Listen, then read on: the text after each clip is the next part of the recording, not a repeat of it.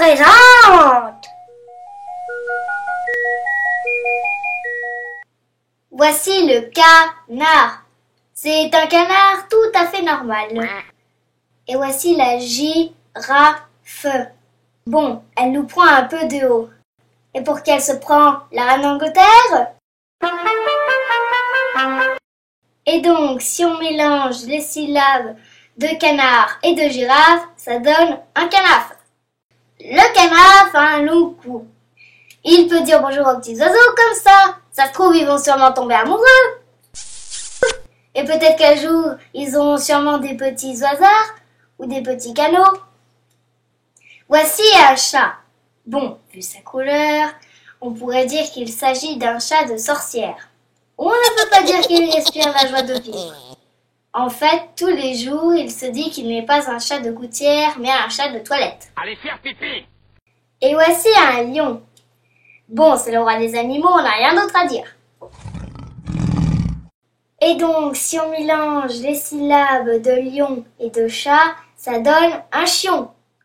Le chion a une grosse barbe de Papa Noël. Le 24 décembre, on n'oublie pas de rajouter des croquettes sous le sapin de Noël. Bon, voici le mouton.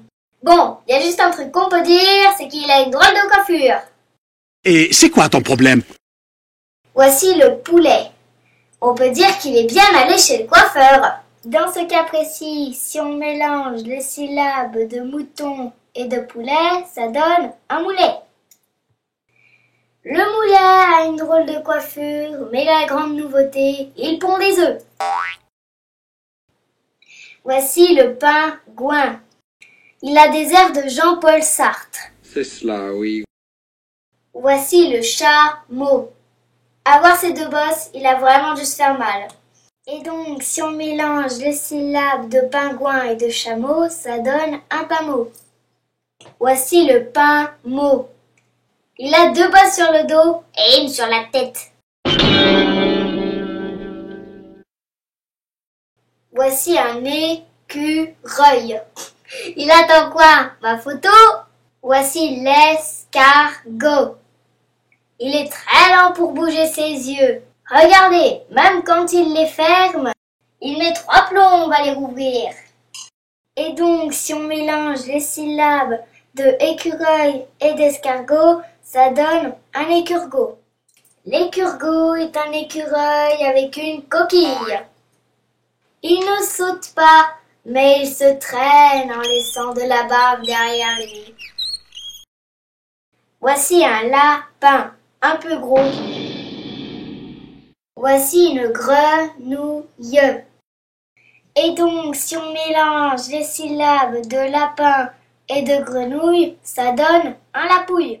Le lapouille est un lapin vert qui s'intéresse aux insectes et plus aux carottes. Voici le papillon. Aïe aïe aïe, il y a comme un problème. Voici le hérisson. On peut dire qu'il a une arme secrète. Mélangeons cette fois les syllabes de papillon et de hérisson, ça donne un papisson.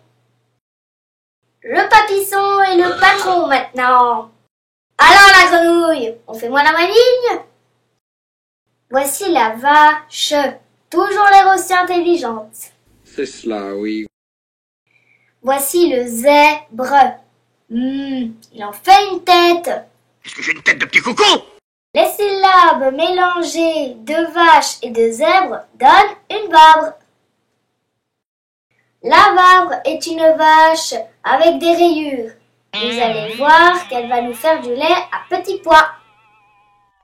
Et n'oubliez pas, on a un nouveau site internet. Et sinon, cliquez sur le lien dans la description. Description. Description. Ah, c'est bien. Description. Description. Après, description. Description. Ah, oh là, ça y est, c'est dans la boîte.